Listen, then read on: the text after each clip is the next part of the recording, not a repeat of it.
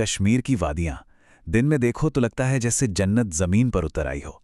पर जैसे ही सूरज ढलता है, यही खूबसूरत वादियां अपने अंदर कुछ बहुत गहरे और ठंडे राज छिपा लेती हैं। ये वो कहानियां हैं जो गूगल करने पर नहीं मिलती। नहीं, ये वो किस्से हैं जो पीढ़ियों से अंगीठी की आग के पास बैठकर एक कान से दूसरे कान तक पहुंचे हैं। तो चलिए, आज कश्मीर की ऐसी ही एक बहुत पुरानी, बहुत गहरी किंवदंती की परतें खोलते हैं। आज के ज़माने में मोबाइल की एक स्क्रीन पर दुनिया की हर कहानी मौजूद है। लेकिन कुछ किस्से ऐसे होते हैं ना, जो सिर्फ जुबानी सुनाए जाने पर ही सांस लेते हैं, तभी जिंदा लेते हैं। और यही सवाल, यही एक जिद इस पूरी कहानी की असली जड़ है। एक ऐसी कहानी जो एक पीढ़ी से दूसरी पीढ़ी तक सिर्फ आवाज़ के सहारे चली आ रही है। तो सवाल तो वही है, बर्फ से ढकी इन वादियों की गहरी खामोशी में आखिर कौन सा राज दफन है? वो कौन सा डर है जो आज भी वहां के लोगों के दिलों में कहीं ना कहीं जिंदा है? चलिए, आज इस रहस्य से पर्दा उठाते हैं। हमारी ये पड़ताल एक बहुत ही पुरानी कश्मीरी किंवदंती से शुरू हो रही है। और सुनिए, ये सिर्फ एक डरावनी कहानी नहीं है, बल्कि एक तरह की चेतावनी है जो वहां की बर्फीली हवाओं में आज भी गूंजती सुनाई देती है।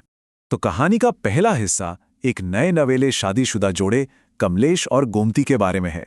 सोचिए, एक सुनसान पहाड़ी सड़क, रात का वक्त, और उनकी गाड़ी अचानक बंद पड़ जाती है। ऊपर से दोनों के बीच किसी बात पे झगड़ा चल रहा था। उन्हें जरा सा भी अंदाजा नहीं था कि वो एक ऐसे खतरे की तरफ बढ़ रहे हैं जहां से लौटना मुमकिन ही नहीं। और यहीं इसी मोड़ पर हमारा सामना होता है उस शैतानी ताकत से, जिसका नाम है रांतास। तो अब देखते हैं कि ये शिकारी अपना शिकार करता कैसे है। और कमलेश इसका पहला उदाहरण बनने वाला था।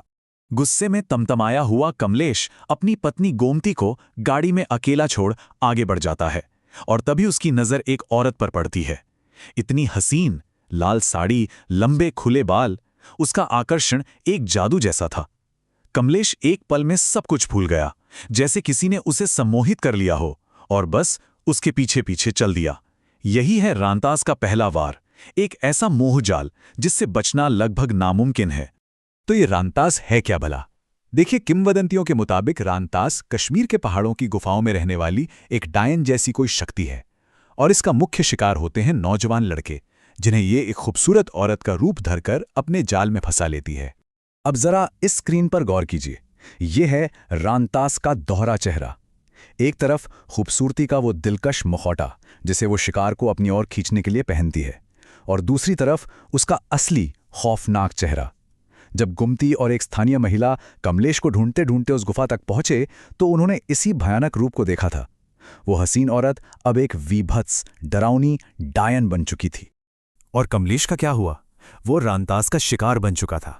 इस पहली कहानी से एक बात तो बिल्कुल साफ हो जाती है, रांतास का हमला तेज होता है और जानलेवा। एक बार जो कोई उसके जाल में फंसा तो समझो उसका लौटना नामुमकिन है। लेकिन रुकिए, रांतास सिर्फ एक झटके में शिकार करने वाला कोई जानवर नहीं है। ये धोखे और दिमागी खेल का मास्टर है। चलिए, कहानी के दूसरे हिस्से में चलते हैं और देखते हैं कि इसका जाल कितना गहरा और कितना शातिर हो सकता है। इस बार कहानी का हीरो है रणविजय, जो अपने दोस्त मोहित और उसकी पत्नी श्रुति के पास छुट्टियां बिताने कश्मीर आया है। एक शाम बस स्टॉप पर उसकी मुलाकात होती है देविका नाम की एक लड़की से, और पहली ही नज़र में वो उस पर फिदा हो जाता है। धीरे धीरे ये मुलाकातें रोज होने लगती हैं और रणविजय उसके आकर्षण में पूरी तरह डूबता चला जाता है। यहां रांतास की स्ट्रैटेजी बिल्कुल अलग है, बहुत शातिर। ये एक 7 दिनों का खेल है। स्टेप 1, प्यार का नाटक करके शिकार को अपने काबू में करो। फिर हर मुलाकात के साथ धीरे धीरे उसकी जिंदगी की ऊर्जा, उसकी लाइफ फोर्स को सोखते जाओ। नतीजा, जिस्मानी कमजोरी और याददाश्त का धुंधलाना। और 7वें दिन, जब शिकार पूरी तरह बेबस हो चुका हो, तब वो अपना खेल खत्म कर देती है। और रणविजय के साथ भी ठीक यही हो रहा था। उसके दोस्त परेशान थे। वो देख रहे थे कि रणविजय दिन ब दिन कमजोर होता जा रहा है। हर शाम देविका से मिलने के बाद उसे कुछ घंटों का कुछ भी याद नहीं रहता। और सबसे बड़ा सबूत, उसकी गर्दन पर पड़े 2 अजीब से निशान, जैसे किसी ने अपने दांत गड़ाए हों। जब रणविजय के दोस्तों को ये एहसास होता है कि वो किसी रांतास का शिकार बन रहा है, तो कहानी में एक बहुत दिलचस्प मोड़ आता है। उन्हें लगता है कि बस दुश्मन को पहचान लिया है और अब पलटवार करने की बारी उनकी है। श्रुति उन्हें बताती है कि रामदास को मारने का सिर्फ और सिर्फ एक ही तरीका है, चंदन की लकड़ी से बना एक खास खंजर। बस यही वो जानकारी थी जिसने उन्हें उम्मीद की एक किरण दिखाई। अब उनके पास एक मकसद था और एक हथियार भी। श्रुति से वो खंजर लेकर रणविजय अगली शाम देविका से मिलने पहुंचता है और जैसे ही मौका मिलता है वो उस पर हमला कर देता है। उससे पूरी तसल्ली हो जाती है कि उसने उस शैतानी ताकत को हमेशा हमेशा के लिए खत्म कर दिया है। वो घर लौटता है, अपने दोस्तों को बताता है, सब ठीक हो गया, खतरा टल चुका है। लेकिन क्या सच में? क्या एक इतनी पुरानी, इतनी ताकतवर शैतानी शक्ति इतनी आसानी से हार मान सकती है? या फिर ये सब कुछ एक बहुत बड़े धोखे का हिस्सा था?